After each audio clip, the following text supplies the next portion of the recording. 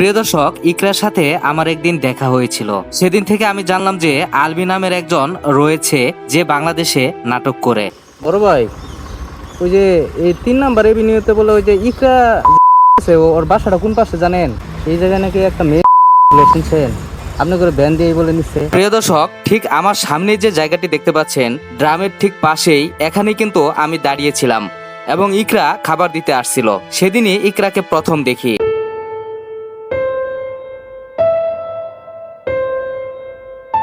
আসসালামু আলাইকুম প্রিয় দর্শক, আশা করি সবাই ভালো আছেন। আজকের ভিডিওটি একটু অন্যরকম হতে চলেছে। থাম্বনেল দেখে হয়তো বিষয়টি বুঝেই গেছেন আজকের ভিডিওটি কি হতে চলেছে। বিষয় সেটাই, যাচ্ছি আলবি ইকরা দাম্পত্যের মিরপুর ডিএসএস এর বাসায়, যে বাসাতে শেষ নিঃশ্বাস ত্যাগ করেছিল ইকরা। আমি ঠিক এই মুহূর্তে দাঁড়িয়ে আছি উত্তরা দিয়াবাড়িতে। এই উত্তরা দিয়াবাড়ির পাশেই কিন্তু মিরপুর ডিএসএস। এই মিরপুর ডিএসএস এর একটি বাসাতেই থাকতেন তারা। চলেন তাহলে বাসার দিকে যাওয়া যাক।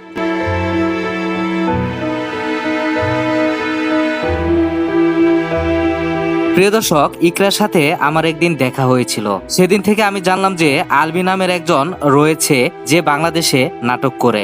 শুধু তাই না, তার ওয়াইফ হচ্ছে ইকরা এবং তারা মিরপুর ডিএসএস এ থাকে। সেদিন ইকরার ব্যবহার এবং আলবির প্রতি তার ভালোবাসা দেখে আমি সত্যি মুগ্ধ হয়েছিলাম। আমার কথা হয়তো অনেকের বিশ্বাস নাও হতে পারে। চলেন তাহলে ঘটনাটির বিস্তারিত জেনে আসি। ঘটনাটি আজকে থেকে প্রায় 1 বছর আগের। আমি উত্তরা থেকে মিরপুর ডিএসএস এ গিয়েছিলাম অফিসের কাজে। সাথে আমার মোটরসাইকেলও ছিল। আমি মিরপুর ডিএসএস এর কাজ শেষ করে যখন উত্তরার দিকে রওনা হব, ঠিক তখন আমার মাথায় আসলো রাইড শেয়ারিং অ্যাপস এর কথা। মিরপুরের এদিক থেকে যদি উত্তরার দিকে কেউ যায়, তাহলে তাকে নিয়ে গেলাম, আমার বাইকের তেল খরচটাও উঠে আসলো। এই ভেবে আমি পাঠাও অ্যাপসটি চালু করলাম। চালু করতে করতে একটি রিকোয়েস্ট পেলাম, মানে পাঠাও অ্যাপসে একটি কল আসলো। কলটি রিসিভ করতেই দেখলাম ইকরা নামের একটি মেয়ে উত্তরায় যাবে। প্রিয় দর্শক, আমার ফোনের স্ক্রিনশটটি আপনারা অবশ্যই দেখতে পাচ্ছেন। আমি অনেক খোঁজাখুঁজি করে এই স্ক্রিনশটটি বের করেছি। এখানে দেখতে পাচ্ছেন তার বাসার ঠিকানা দেওয়া রয়েছে।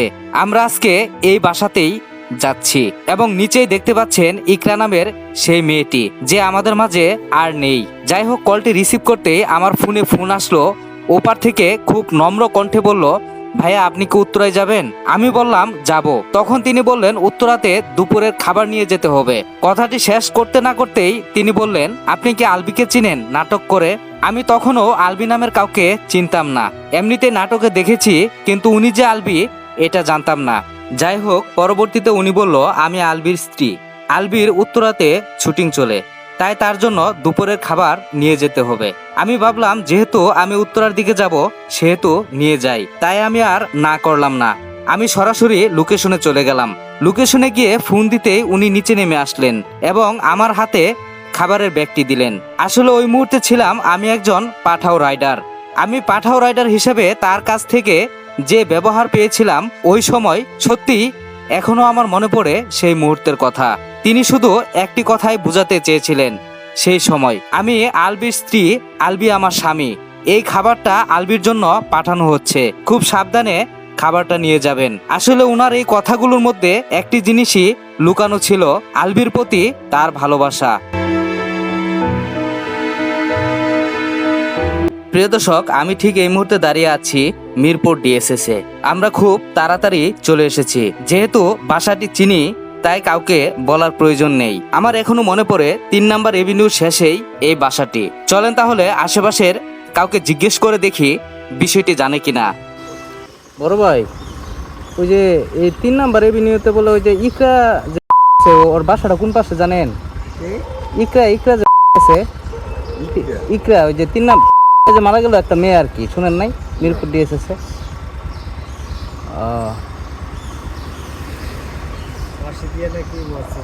মারা গেছে, যে ইকরা আলবি, মানে ওই ছেলেটা নাটক করে আর কি এরকম।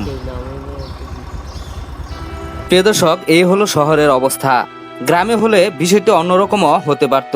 এটাই হচ্ছে শহর আর গ্রামের ভিতরে পার্থক্য। এই শহরে আমি দেখেছি পাশাপাশি রুমের খবরও কেউ রাখে না। আমি যাদের সাথে কথা বললাম তারা কিন্তু কাছাকাছি ফ্ল্যাটেই থাকেন। প্রিয় দর্শক, আমি ঠিক দাঁড়িয়ে আছি সেই বাসাটির সামনে। এই বাসাতেই থাকতেন আলবি ইকরা দাম্পত্য এবং ইকরা এই বাসাতেই ঘটনাটি ঘটিয়েছিল।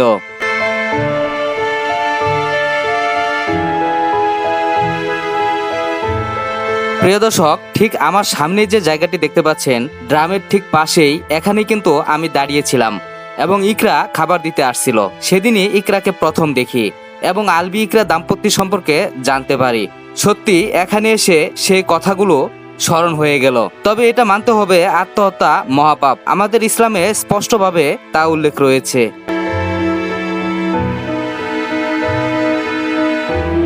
প্রিয় দর্শক, এসেছিলাম ইকরা আলবি যে রুমে থাকতেন সেই রুমটা আপনাদের ঘুরিয়ে দেখাবো।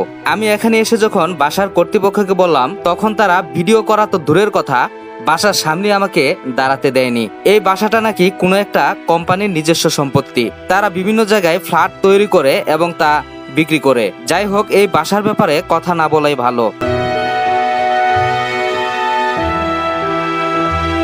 প্রিয় দর্শক, এখানে এসে একটি জিনিস খেয়াল করলাম, বাসার আশেপাশে যেন নীরব নিস্তব্ধ। আসার সময় আশেপাশের বিভিন্ন বাসায় মানুষ দেখলেও এখানে এসে তার ভিন্নতা পেলাম। আমার কাছে মনে হচ্ছে নীরব নিস্তব্ধ জনমানবহীন একটি জায়গা এটি। দেখেন, আশেপাশের দু একটা রিক্সা ছাড়া এখানে কেউ যেন নেই। এখন সময় ঠিক দুপুর। আমার কাছে মনে হচ্ছে সন্ধ্যার পর এই বাসার সামনে দিয়ে হেঁটে যাওয়াই আমার পক্ষে সম্ভব হবে না। যাই হোক প্রিয় দর্শক, এটি হচ্ছে মিরপুরের ভিতর অন্যতম একটি জায়গা। এই মিরপুরের ভিতর খুবই নিরাপদ এবং সুন্দর জায়গা হচ্ছে মিরপুর ডিএসএস। প্রিয় দর্শক, আমি আরেকটি তথ্য আপনাদের দিতে চাই। ইকরা যখন ঘটনাটি ঘটালো তখন কিন্তু রিকশায় করে তাকে প্রথমেই নেওয়া হয়েছিল। এমনই একটা ভিডিও ফুটেজ আমি দেখেছিলাম। চলেন তাহলে দু একজন রিকশা চালকের সাথে কথা বলে দেখি। ও ভাই, এই জায়গায় নাকি একটা মেয়ে শুনছিলেন? আপনি করে ব্যান দিয়ে বলে নিচ্ছে এরকম শুনছিলাম। আপনি জানেন একটা মেয়ে গেছিল এই জায়গায়, আপনার করে রিক্সা দিয়ে নিছিল বলে শুনছিলাম। আপনি দেখছিলেন